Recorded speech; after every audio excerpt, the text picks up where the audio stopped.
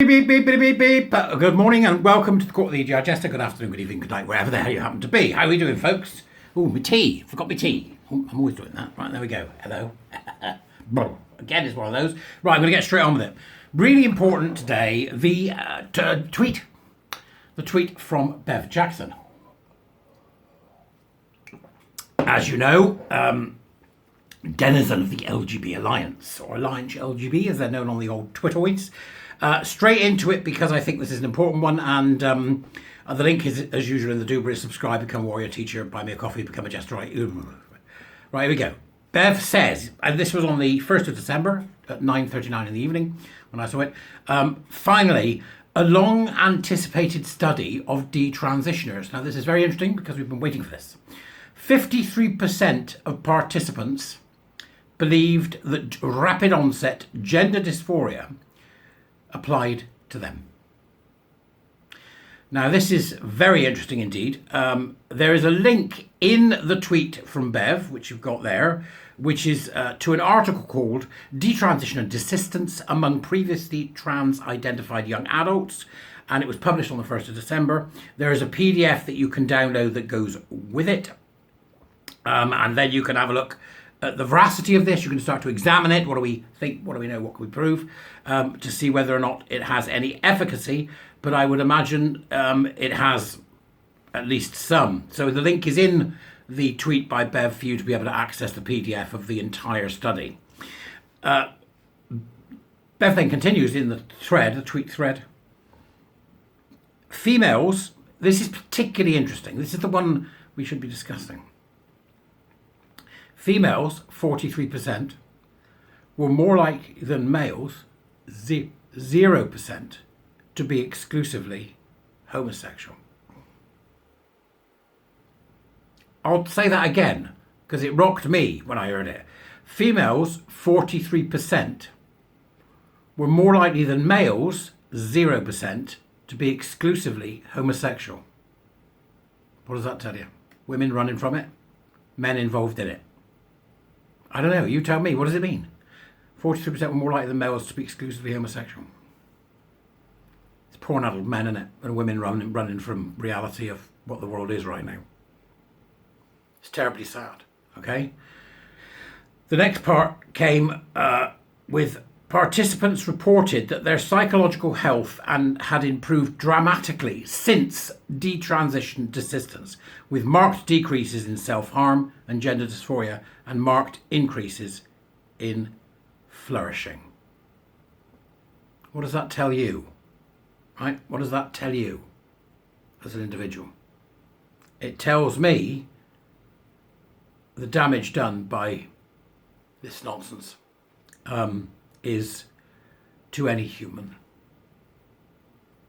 To any human. That's what it sounds like to me.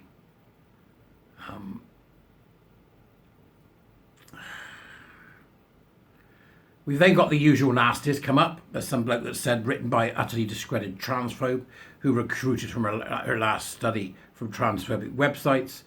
You'd expect that.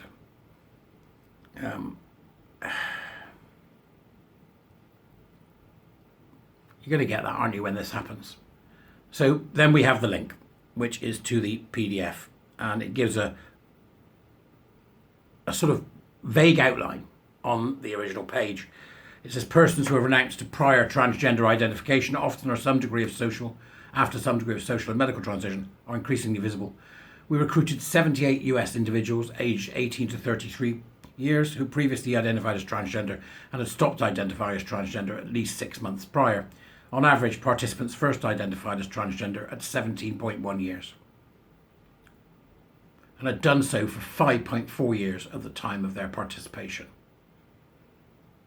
Most, 83% participants, had taken several steps towards social transition, and 68% had taken at least one medical step. By retrospective reports, fewer than 17% of participants met DSM-5 diagnostic criteria for gender dysphoria in children. They didn't meet the diagnostic criteria. That's extraordinary. Fewer than 17%. So in other words, 83% didn't even meet the diagnostic criteria. That's worrying.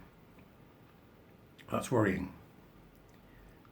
Participants reported that their psychological health had improved dramatically since detransitioned assistance, with marked decreases in self-harm and gender dysphoria and marked increases in flourishing. The most common reason given for initial trans identification was confusing mental health issues or reactions to trauma for gender dysphoria.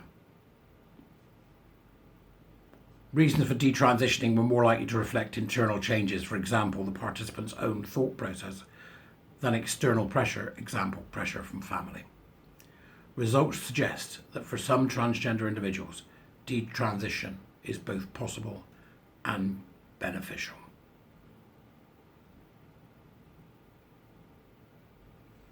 So it then goes on to explain motivations for desistance, motivation for detransition, everything else that comes with it. And we'll give you, I think, pause for thought to consider what's going on. I know it before anybody says it. 78, it's not a large number of people. We have no idea how many there are yet. That's half the problem. I know, for example, a number of people who are working with this particular young individual is working with gay men, and is I think he's got 36 or 37 people he's dealing with right now who've been surgically damaged by this.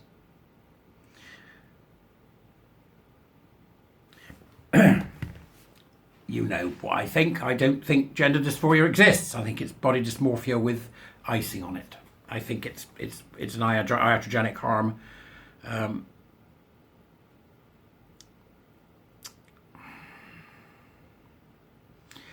while we continue to consider this as something that's an identity, we're doing nothing but damaging young people and children. By young people, I mean over 18, children under 18. We need to have those very, very clear lines. You know, as well as I do, we don't treat a 17-year-old the same way we treat a 5-year-old, but they are in the law, in the eyes of the law, a child. And it is important to keep language very clear around this. If they are under 18, they are a child. If they are over 18, they are an adult. There is no in-between. That does not exist, okay? So once you hit 18, you're essentially responsible as an adult. And under 18, you are not. You cannot sign a contract, for example. So it's important to keep our language very clear on this. And this gives us something to discuss in what is a desert when it comes to understanding of most of this, and certainly something that's not being funded at all, I mean, in any real way. We desperately need to get detransitioners who are on the journey, who are find ways to be I suppose I would say, to coping with what happened to them, to coping with being detransitioners. Richie says it isn't simple. It keeps going, even after the time Richie is detransitioned. He said to me, it's still going on. I'm still having the journey. So I think we need to be very, very clear in trying to find some way of helping detransitioners. I wonder whether, for example, some of the larger organisations would want to maintain a singular laser focus on detransitioners, because I don't think you can deal with detransitioners and have any of the paraphernalia of trans around it. The detransitioners need to be dealt with without all of that. And certainly their opinions as we move forward are going to be very important, and their understanding is going to be very important because we know so little. Right, but nevertheless, here's another survey to have a chat about. Go and not survey, well, you know what I mean. Go and have a look. You let me know what you think of the doomers. I think that we need to start to recognise the serious danger of this, and it seems to be that the government, with their new guidance, isn't going to do that. But we'll see. Time will tell. Let me know in the doomers what you think. Great to talk to you. Thank you, Bev, for this. Starting the conversation. I'll see you later. Bye.